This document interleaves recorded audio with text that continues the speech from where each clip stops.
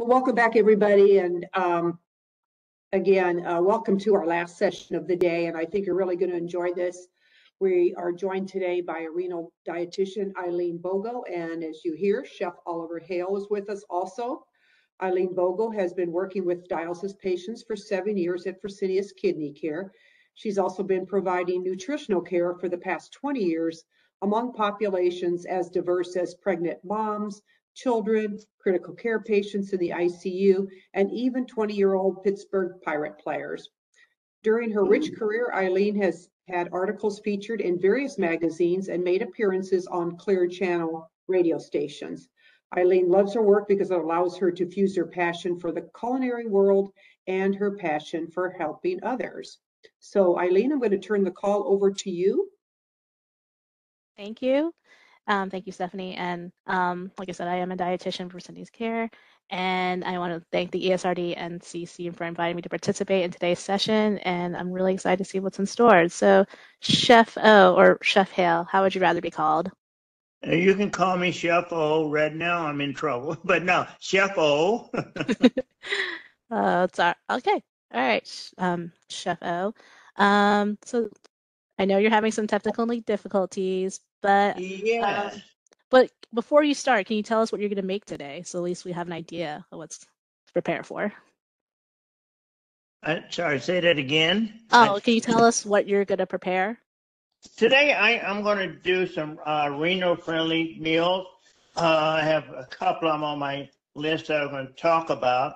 Of course, I'm going to do something with chicken because that is one of the major things that a lot of the dialysis patients and people can relate to. I don't like doing too much in the meat area, fish area, because everybody have their own kind of fish, and a lot of people are allergic to seafood and fish. And then with the pork situation, you have a lot of people that not have different religious thing with pork, and the high salt contents in pork people are afraid to eat. So today I'm going to do a chicken dish. One, I'm going to do it over a pasta, do a little mild dish, but also I'm going to show you some tricks of what I call tricks of the trade. And these tricks are certain little shortcuts and ways you can get ready to do your dinners and prepare your meals. And I wanted to share with your group that how to prepare these and make them real simple and real easy, because even though I'm a gourmet chef, I do a lot of cooking for different dialysis and dialysis units. I've been invited to dialysis unit from Boston to California and from San Antonio all the way up to Upper Peninsula of Michigan. And I try to, as a former dialysis patient and kidney transplant recipient, I can relate to a lot of the things that they're going through. So I focus myself and my meals on dialysis patient. One thing I never use is, of course, sodium. I don't use no salt in none of my meals that I do. Also, you take something like, I think about all the other things, I try to use a lot of stuff with skim milk. I do stuff with low sodium products, and it makes it easier. And I have got a lot of compliments on the whole fact of what I do. And I tell you, it's been fun. I enjoy it. And out of my 49 years of being a chef, 33 of it have been in the cooking for dialysis and transplant recipients. That's amazing. Oh, and I apologize. I jumped ahead of myself. I forgot to introduce you. So let me start off back. So you are Chef O. He's a 2-time kidney transplant recipient in the Grand Rapids, Michigan. The popular chef was once a competitive tennis player, but in the early 1980s, his kidney started failing and prompted the first 2 transplants. Chef O is a powerful advocate for organ donation. He's a member of 7 boards and serves as a patient subject matter expert for the KCER, the Kidney Community Emergency Response Program. He speaks regularly to patients, professional organizations, has competed in the transplant games, and shows other the kind of life organ recipients can lead when given the chance. So how's it going with the computer? Computer is not doing so well, but what I would like to do is, if I can just focus myself here, enlarge my screen, if I can get my screen setting here, and get set up, and I think I can do some of this over the phone, and I'm sorry about the delay on everything because I had tried this out once. I got ready today. You can see my computer there. I hate to tell everybody. And what I was going to do, and I can do this. Whoops, something happened. You there? Yes, we're here. And I'm stuck at a spot here on my computer, and I'm sorry, guys, but if you could say talk for about 5 minutes, I'm going to get this straight here, so I can use two hands. Okay? Okay, I can talk for a little bit. And I know I'm going to apologize to everybody who's watching. And you're in where are we talking from? I'm in Tampa, Florida. You're in Tampa, Florida, near the American Association of Kidney Patients down there. I know I've been there a couple of times to do some events for them, and still I am a active ambassador for them. So that's awesome. I love doing work for them, and I love getting things, talking to them and doing as much as I possibly can. So I am close to you because I am in a site where I just on my email clicked on, and it got me into I got an event link coming up. There it is. And I am going to click on it one more time to see where I have to go to. Okay. So while you're working on that, do you mind if I ask you some questions of like what got you into cooking?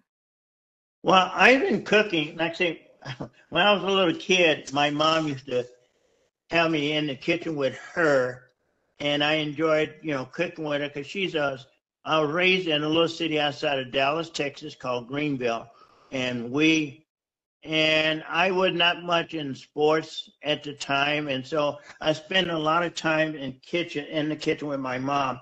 And back then, that was back when she didn't have the modern equipment that we go through now. And when I was in the kitchen with her, she taught me all the ins and out her way of cooking. And so that started me. And then, believe it or not, in high school, I wanted to go to home ed. Not home ed. Yeah, I wanted to do home ed, but at that time, guys took shop. You couldn't do home ed. So I was disappointed. And so my first job was in a restaurant. I stayed in the restaurant while I was in high school and kept going. And as time went on, I started learning, got promoted from a dishwasher to a cook, line cook, and I don't promote my stuff up. Then when I transferred, I moved to Ohio and started cooking in Ohio.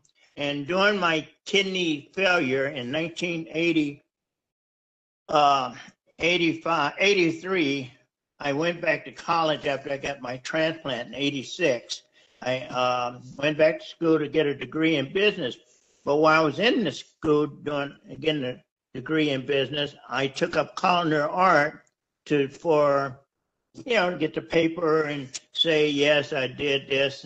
And what happened, one thing went to another.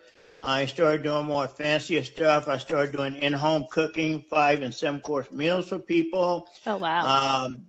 During my career as a chef, I have been voted best chef in Grand Rapids twice.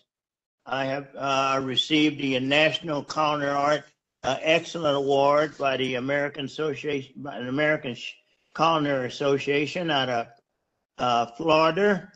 I have worked at the restaurant that got Restaurant of the Year, casual wow. dining of casual dining of the year, breakfast dining of the year, and a luncheon of the year. So my reputation have followed me in different restaurants, and people have followed me all over Grand Rapids on what I do and how I do it, and something just happened. I was Jerome and I worked on this, but going back to the cooking, I have enjoyed it, and like I say, I had a pharmaceutical company come to me and say, would I do a cooking demo at a dialysis unit for some patient? And next thing you know, I had 6 pharmaceutical companies calling me to Wow. do educational programs for patients. And the educational program took me to a point where I was doing units all over the United States. And my whole dream was, instead of me packing my stuff and flying from here to there to there to there, and I said my dream was to get an RV, lease an RV for 1 year and just go travel to the United States by doing cooking demo. We sent a survey out to I think how many dialysis units, and it came back like 60% of them wanted me to come to their unit, and it was 42 states responded. Oh, wow. No, And I know so, my unit would loved it. and what I would love to do was do that one day by having an RV and pack up and start scheduling cooking demos across the United States. And where I would go is just set it up where I was doing them in dialysis unit in the lobby. I was doing them like for 2 days, Monday and Tuesday, or Thursday and Friday. Try to get different shifts, make sure I cover both shifts. And I made sure that I did something simple. I had the recipes, I had my cards, so that way we could carry on and do some other things. So if anybody want to contact me, they could, and I'm still doing it. And I'm still, I don't understand. I'm clicking on your site, the summit, and I don't know if I'm clicking on the wrong site, but it said join now as a panelist. That's what I'm supposed to be doing, right? I believe so. Well, And I hit submit. I'm in, and I hit submit, and it said, okay, summit, patient summit, day 1, situation panel, and it said join, and I hit join, and here we go. I hit join, and it comes up telling me I need to join WebEx, WBEX, and I joined that before, so that way I wouldn't have this problem. And I'm very sorry, Jerome, that this is happening, because I'm all set up here, and I'm going to go to my phone. okay, well, okay, this is Stephanie. I'll let you go ahead, and Jerome's going to give you a call here, Chef Oliver, and I'm going to ask Eileen a few questions. So we'll give you a few minutes. He'll be contacting Just give me about 4 minutes, okay? Jerome, go ahead and call me. All right, bye. Yeah, and that way, Eileen and I can have a little, Eileen, I got some questions for you, and then if anybody else has any, they can certainly send them to the chat, and we can ask Eileen a couple questions. But I have some things for you, Eileen, if you don't mind. Of course. Can you just kind of tell us a little bit about the role as a renal dietitian? So the role as a renal dietitian, we're part of the interdisciplinary team. So like nursing, the social worker, and I, we work together with the patients and try to help them in their overall dialysis care. So the social worker will provide that mental health support that everyone could use. And the nurse is there for, of course, the clinical part. And I am there for the diet part, which is a huge part of being a dialysis patient because, you know, the dialysis diet is pretty stringent. And with everything plus binders, it's a lot to handle. It is, indeed. It is a lot. So how do you share, what are some things you share with your patients that to kind of avoid their sodium or limit their sodium intake? So I hate to go across the board and give like a very generic diet for patients. It's very, everyone eats differently. There's no like one meal plan for one patient. So I really try to get to them and be like, so how do you typically eat? And then try to make those adjustments. So I'm not just changing everything about their diet, but just say like, oh, so you really love bacon. Okay, well, how about we try, limiting the bacon or doing like another substitute that isn't like a high processed food and, try to focus on less processed, but I hate to use the term organic, but definitely like less processed foods that patients, cook at home or doesn't have all that sodium or phosphorus that can be detrimental to patients' health. Definitely. And I know, Eileen, you mentioned you're in Tampa. I'm also located in Tampa. And I know one of the biggest struggles down here, and I'm sure not just in the Florida area, but during the summer is fluid, restricting fluid intake because it's hot. Some of the foods, the fruits and things in the summer are more abundant and patients tend to eat it. What kind of advice do you give patients, again, during the summer to limit their fluids or if they get thirsty? What kind of tips can you Oh, give them? yes, summer months are brutal here in Florida. I Mhm. mean, last summer's just as bad. I feel like it's still summer, honestly. Um, but for tips for patients, it's like always trying to keep that clean, healthy mouth, like washing, brushing your teeth, trying to, so you don't have that dry mouth feeling. Freezing fruits like grapes is a way to also kind of combat that heat and fluid intake using smaller cups of fluid. So like if I had a 20-ounce bottle, I would just chug that without knowing it. But if I was more conscientious, very smaller cups, I would, stagger my intake a little bit better. Right. It is a very much of a challenge for down here.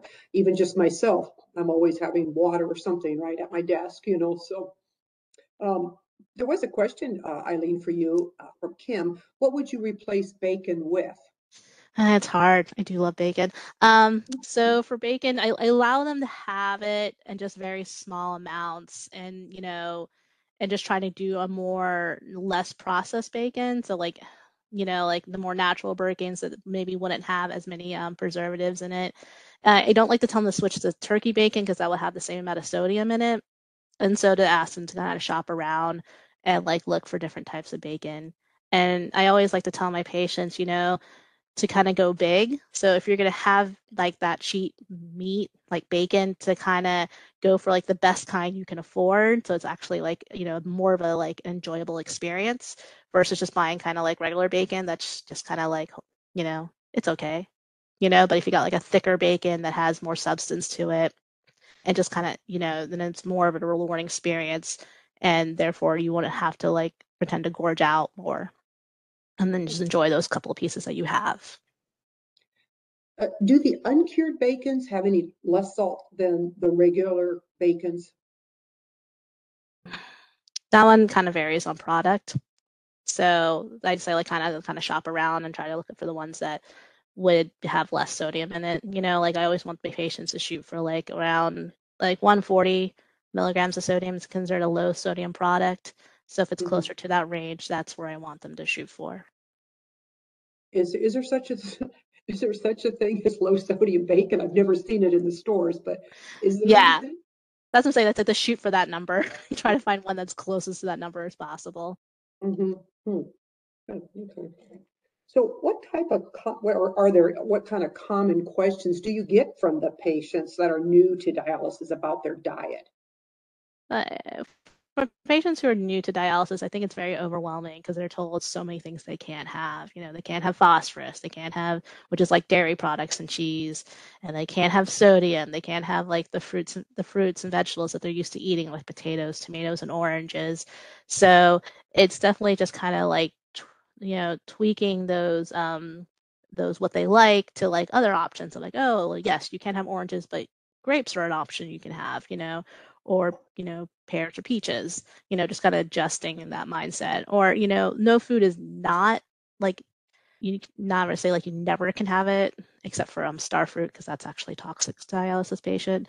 But like for most times, like if you wanted a banana, then take half banana, slice it very thin, and just enjoy that amount, and that is within your range of potassium for the day. Or like tell patients like if you really need something, you want something, have it, but then you have to adjust the rest of your meals for that.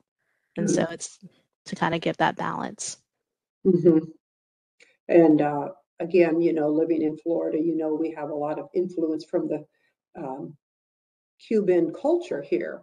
And very much part of their diet is beans, black beans or other types. What advice do you give patients that is, part of their diet that they've known for, all their lives? What tips do you So have?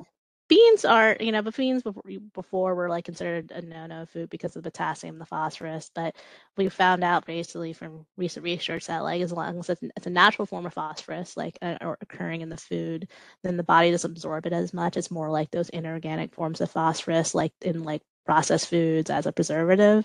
So if they want beans, they can buy the low sodium beans and then rinse them in the can, and then that actually, because of the canning process, actually takes some of the potassium out, and the rinsing does.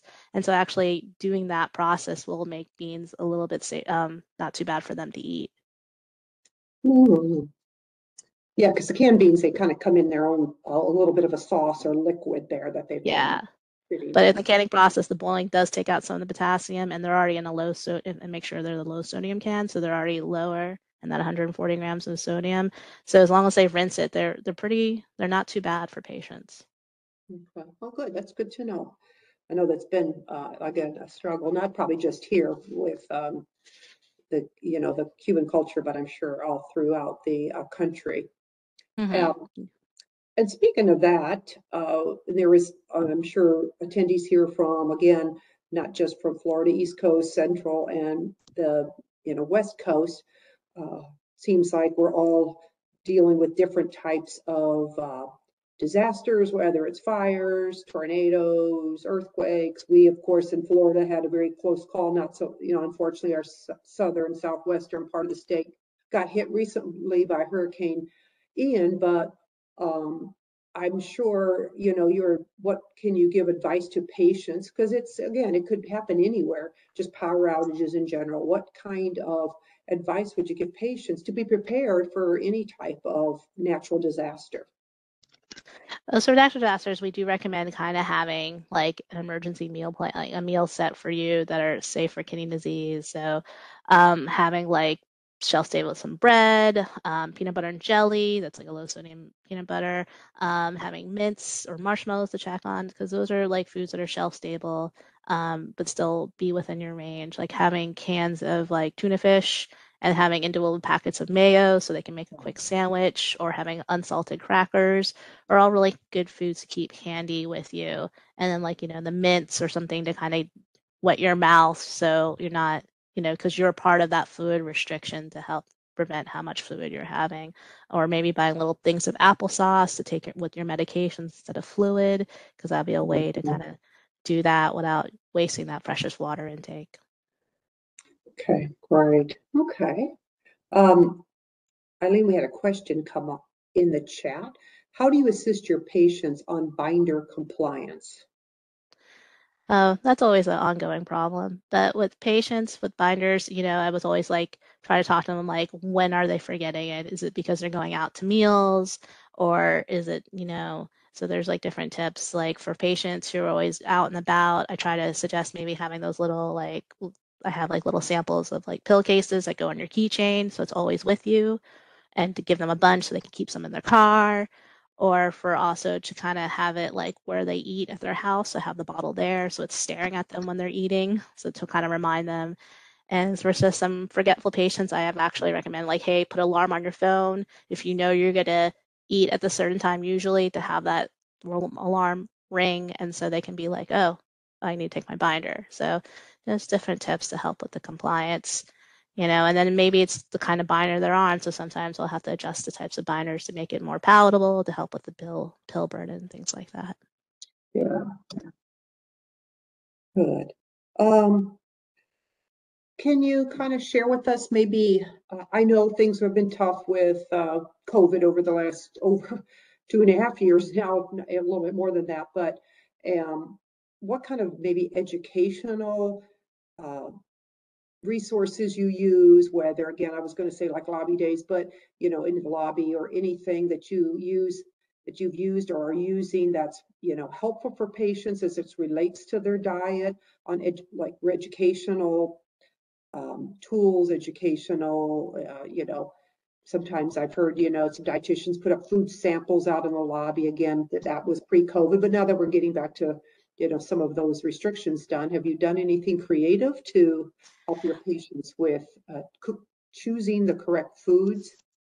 We've been kind of limited because of COVID, but prior to, I would have like a phosphorus bingo to have like the ones that show like foods that are sources of high phosphorus, and then low phosphorus bingo good foods that are low phosphorus bingo. And then like and we would also do like a store for our patients where if they got good lab results, we kind of gave them like little like play money and they can get like little like trinkets or rewards with those. Like I think we had like toothpaste or cups or pillows and things like that. This is something like give some unmeasurable value, as I was once called. And just kind of working with patients on do like say like we used to do lobby days. I would try to do like before I would do food options for Taste the Pay. Like during Thanksgiving, I made mashed cauliflower to kind of substitute instead of mashed potatoes for patients and give patients a try for those. But yeah, unfortunately with COVID, it's been a little limited. Are sweet potatoes just as bad as regular white skin potatoes?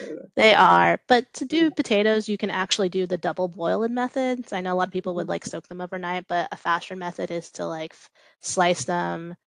peel them, slice them, and then put it in water and then boil it, chuck the water, add more water, boil it again, and that double boiling method will help leach out a good portion of the potassium for them to have the sweet potatoes or regular white potatoes. Okay, good. Well, that's helpful. I know there's been a couple questions that come in. Please keep them coming in for Eileen. Jerome is working with Chef Oliver. I think he's still having some, technical difficulties, but we have Eileen here who's very experienced and would love to answer some of your questions. So if you have anything, please submit them in the chat for her. And I'll be keeping a watch out there, Eileen, for any of those questions that come through. One thing I'd like to ask you, and you've been a dietitian and definitely in the renal community for quite a while. Can you share with us maybe what you've done when you've come across patients that might not have the means, whether it's financial or others, to get enough food, and what kind of resources you may have referred them to in your community? That maybe you have helped them overcome those barriers?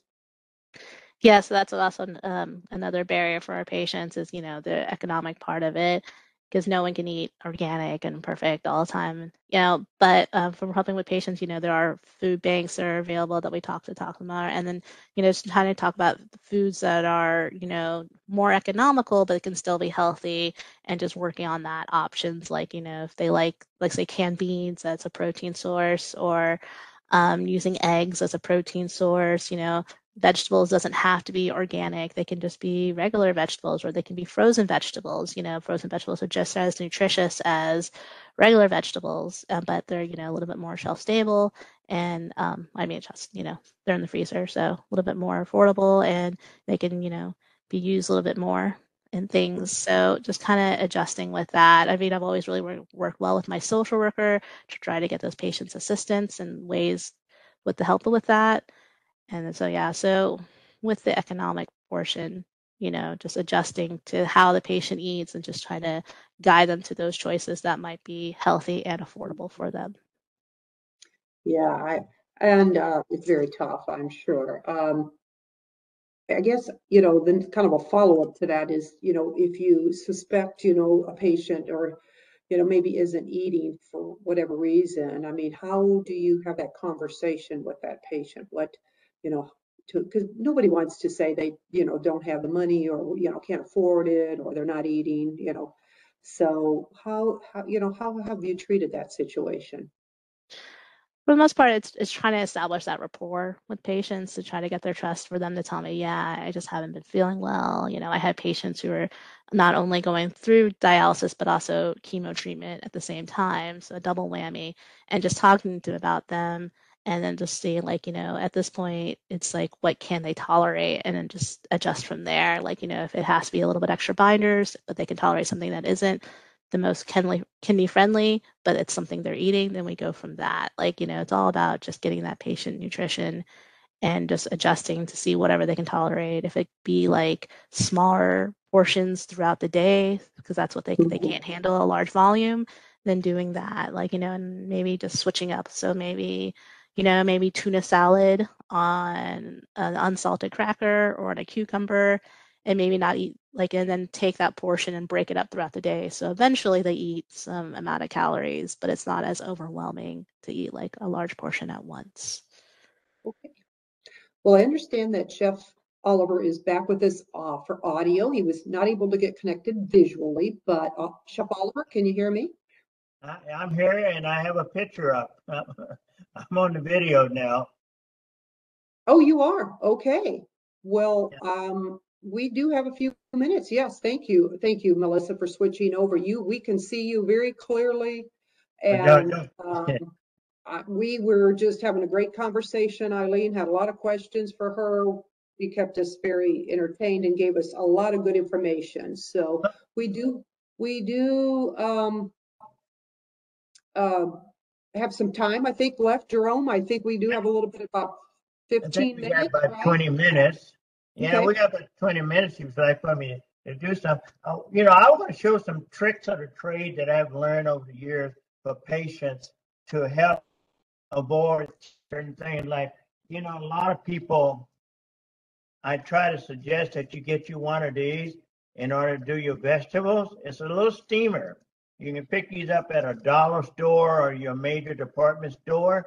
And this helps when you want to do green beans, asparagus, Brussels sprouts, or anything like this to steam them. So when you boil food, stuff like green beans and asparagus, all your nutrition is boiling out in the water. Because how many times you done dump the water and it gets completely green?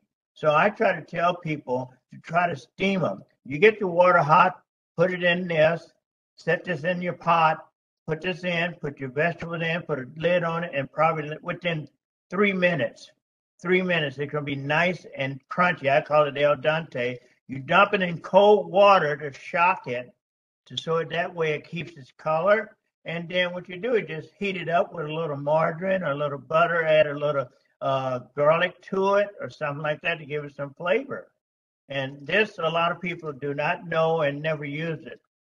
Another thing, a trick I tell people to do when you battering, well, a lot of people like to batter their chicken, their fish, or do something like that, and they try to put it on a plate. Next thing you got flour and stuff all over the plate. I use Ziploc bags. Now, how you use a Ziploc bag? I take my ingredients, like I take my flour, I take some some basil, I take some thyme, I take a little Mrs. Dash, a little garlic pepper. If I'm going to, this is for my chicken, I use a little sage in there and I mix it up. So what I do is take my chicken breast, drop it in here on my chicken thigh, zip it up, and then shake it around. And there you got it all battered. You take it out and put it in your oil. And when you do put it in your oil, it's nice and floury. Then you can take it, zip it back up when you get done using putting your battering your chicken, zip it back up and put it in the freezer. Don't put it in the refrigerator. Put this in the freezer. So that way you don't have to worry about bacteria growing in it or nothing like that. It just freezes it. And I do this with my chicken. I have a bag that said chicken on it. I have a bag that said fish. And I got a bag that says beef and pork. And I just take it, and that's the way I do that. Now, I got a few minutes here. I think a few minutes. And I want to do one quick dish for you, if you don't mind. I'm going to tilt the my screen down to my saute pan. You can see this, can't you? Yeah. You can see it. Okay. Yeah. What we're going to do is, I always start out, get it fired up here, And what we're going to do is a quick pasta dish. Now I have, here's what I use a lot. A lot of people say, what's that? That's what you call olive oil. Not olive oil, olive oil. Okay? All chicken breast that I took, pounded out. Some nice chicken breast I have on cold, nice cold area. Now I'm doing something wrong already. You never should put your meat in your pan until your pan get hot. And I just stick that chicken breast in there. And that's a no-no. So here we go. It's getting pretty hot. There we go. I want to stick my second piece in there. I'm going to take it, put a little seasoning over it. I use Mrs. Dash. It's not called Mrs. Dash no more. It's called Dash. And I want to write them as to why did they change the name to Dash. I use a little Mrs. Dash and a little thyme.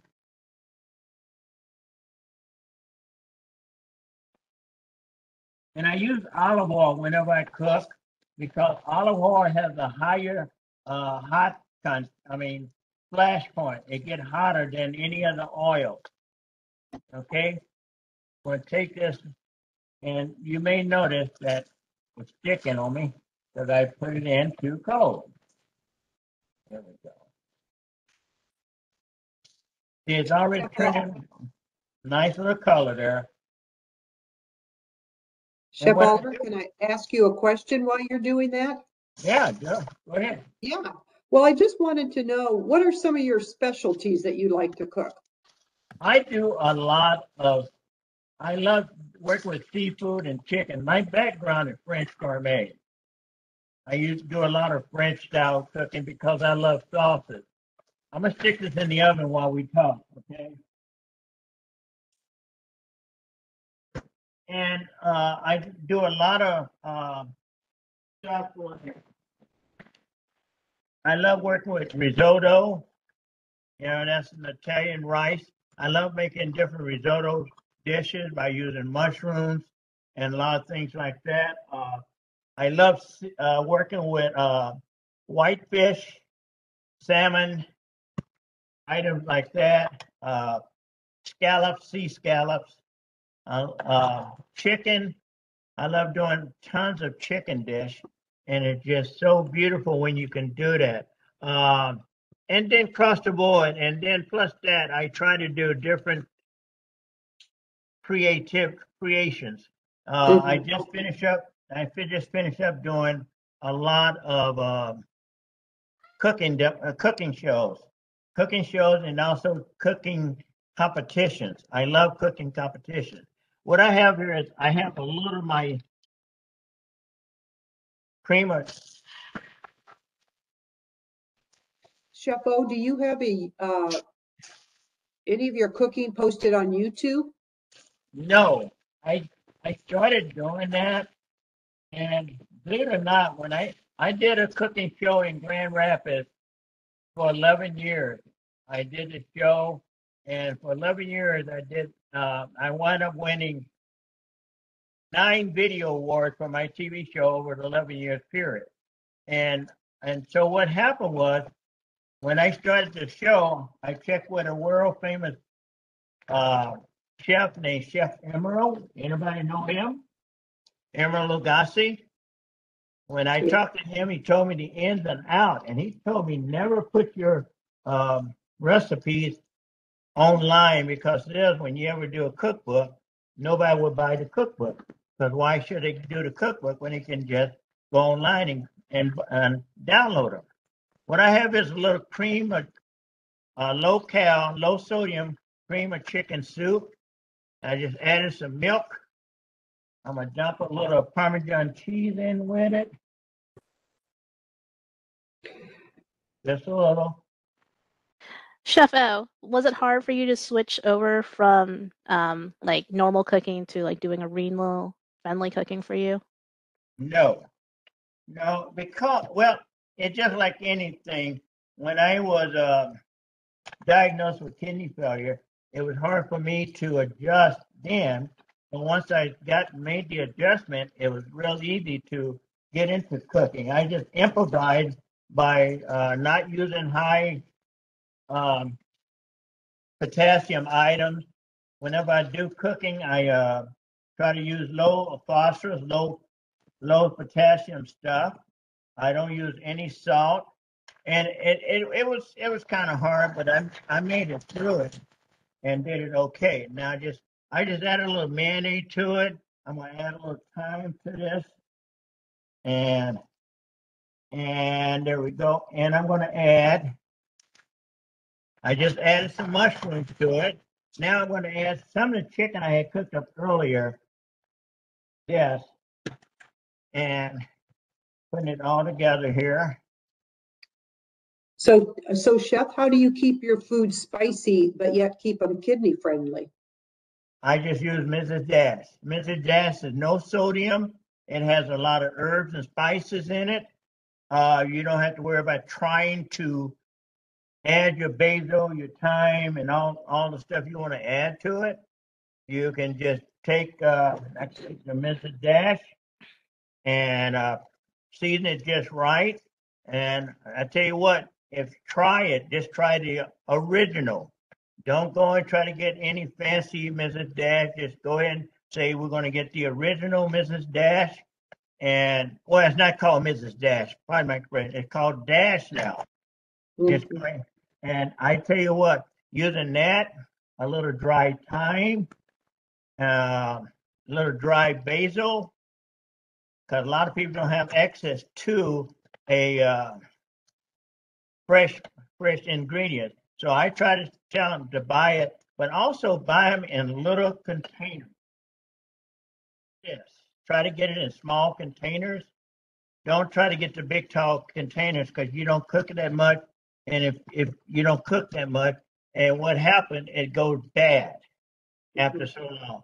Now, the way I cook and the way I entertain so much, I can do this. All right. What I'm going to do is set my plate over here, get rid of my stove, set it up over there. And I want to take this.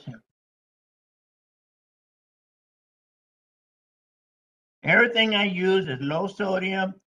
I use the skim milk. I use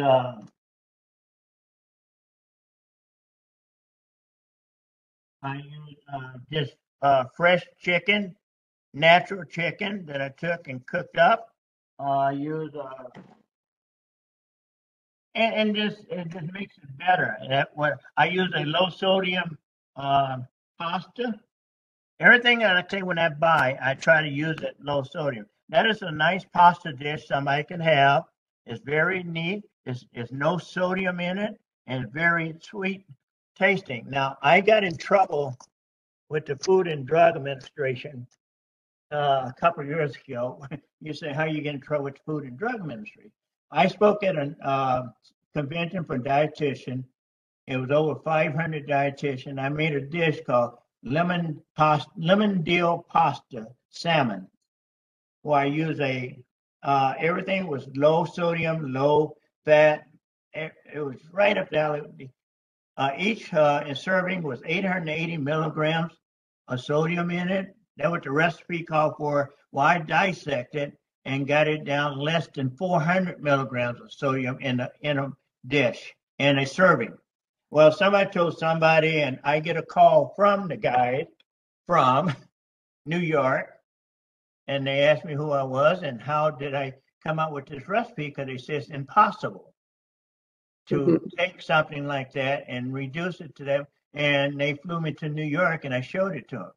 And I showed them then how I did it, and it worked out fine, because a lot of people just don't take the time to experiment. I've been cooking, like they've been in the restaurant now over 52 years. And over that time, I had learned a lot. But once I had my transplant, I just changed the whole focus on healthy cooking. And it's just, you just don't put stuff in grease. You don't put stuff and add a bunch of salt and pepper to it. There's ways to do things. And I like food to come out nice and beautiful, tasteful. You can taste it by looking at it.